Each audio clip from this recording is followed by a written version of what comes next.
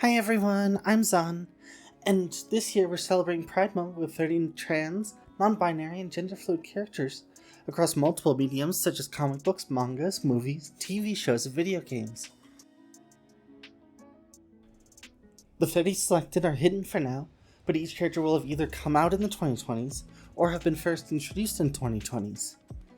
Additionally, we will only be highlighting characters who are canonically non-binary, transgender, or gender non-conforming, as this is about representation in media. Now then, this isn't a critique of those characters. Realistically, it'll be a celebration of representation in all its aspects through various mediums. Right now, across the globe, it's very tough for members of the LGBTQIA2+ community, and especially for NB, trans, and gender fluid folks. It's scary out there, and I know this, so I'm hoping that this will be a little bit of a pep in your day. Additionally, we'll be posting the original run of this series, which we are calling Jubilation June, from 2022. And we'll be streaming on Twitch multiple LGBTQIA2+ games every Saturday and Sunday this month, which will be uploaded on this channel soon after. With all that being said, let's dive into our first character coming out in DC Comics, the Aerie. While not a full villain, it would be very difficult to call them a hero either. They're complicated, and we all know this community stands its complicated characters. The Aerie is a non-binary character that first appeared in Tom Taylor's run on the Suicide Squad. Released in December of 2019, this 11-issue run would shake up the lineup of characters present in the Suicide Squad and introduce several LGBTQIA2+ individuals to the DC Comics lineup.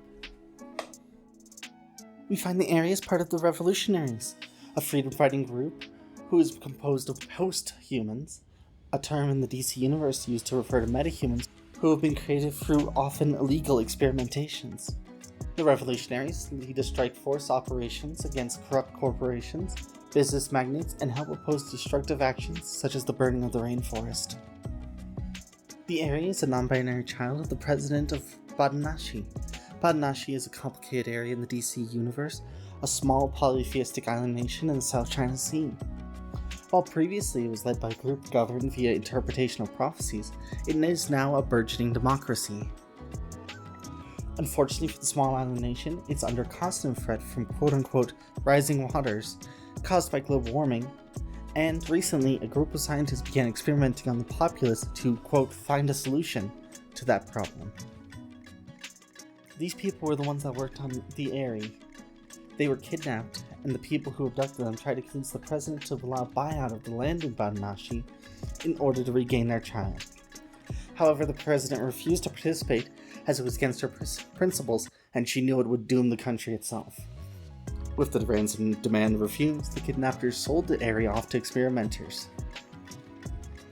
The process did bear fruit in the form of a pair of massive bird of paradise style wings, and a slight healing factor. Here's where they would also meet their first member of the Revolutionaries, Wink, who had become their partner in both crime and elsewise. Additionally, one member of the TNT twins would join them, the other having been sold off to the Suicide Squad to pay for crimes committed before experimentation. Eventually, the Revolutionaries would learn that Ted Kord, the seemingly only beatific millionaire in the DC universe, had been attempting to buy land in Badanashi to drill for oil discovered underneath the island. This would have caused the island to sink from instability, however. He also seemingly had arranged for Amanda Waller to retire from Task Force X and place his own puppet, a man named Locke, in control of it. This would become beneficial for the Revolutionaries, who would lure Locke into recruiting them after staging the theft of a nuclear bomb, with plans to threaten quote-unquote bad actors in the region around the South China Sea. The Aerie in the group would eventually slip Locke's control and begin actively recruiting or killing members of Task Force X depending on their trustworthiness. Multiple times during this process, the Aerie would show genuine compassion and understanding for others, and would advocate for them to join the group. It was due to this that both Deadshot and Harley Quinn were recruited to the Revolutionaries. Eventually, this would resolve in a standoff where Locke and a member of the team, known as Jog, were killed. They would also declare their intent to Ted Kord via a phone that they were coming for him. During their excursion, attempting to escape from the bounty from Ted Kord, the harassment from the federal government, and even Batman himself, the Aerie and the Revolutionaries would show resilience and compassion for those without power and bravery in certain danger. This would include coming to save Deadshot and his daughter from the FBI. All of this would culminate on the soil of Varanasi. During a standoff, it was revealed that Ted Kord was not responsible for any of this, he himself having been a hostage of the criminal known as the Black Mask.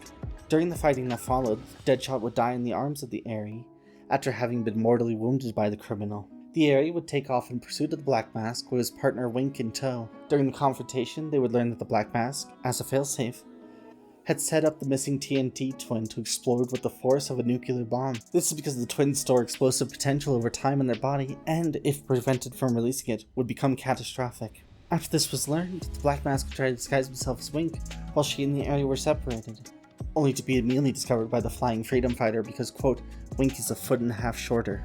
The Aerie would then proceed to knock Black Mask out with their wings alone. The series wraps up on the shores of Varanasi, where the group saves Lola, the TNT twin who had been missing, via a surprise revival of Jog, who it turned out had been the demigod son of the Black Racer. While Batman states he wishes to bring them in for justice, the president of Varanasi declines to extradite them. From there, the Aerie has only really shown up in cameos, such as in Deceased, an alternate world zombie apocalypse in the DC universe, and in the pages of Superman, Son of Kal-El, which was also written by Tom Taylor. We do hope to see them more often in future issues, such as a rumor that they may have a date with Wink in the anthology pages of DC Pride, which is coming out later this month. Overall, the Aerie is a wonderful embodiment of non-binary representation. They don't need to stop and explain their pronouns to everyone they meet. In fact, it really only comes up once when checked up by Wink during their origins, and they're accepted by both their team and their mother. Along with this, there's more focus on them as a character, the compassionate voice, and a team of very rough freedom fighters who skirt the line of good and bad guy without falling into the anti-hero tropes. I cannot recommend Tom Taylor's run on Suicide Squad enough. Even with this base synopsis, it stands up on its own as a brilliantly written set of stories, and I'm sure we'll be seeing more of the man himself in future Jubilation Junes. And with that, we wrap up our first issue of Jubilation June. I hope you all enjoyed it. I would love to hear what you want to see next and who you think might be on the lineup. Beyond that, I would really appreciate if you guys would subscribe. We do a lot of excellent work here, and it really helps this channel survive. Either way, I hope you have a good and wonderful evening and stay safe out there. I'm rooting for you. We're all in this together.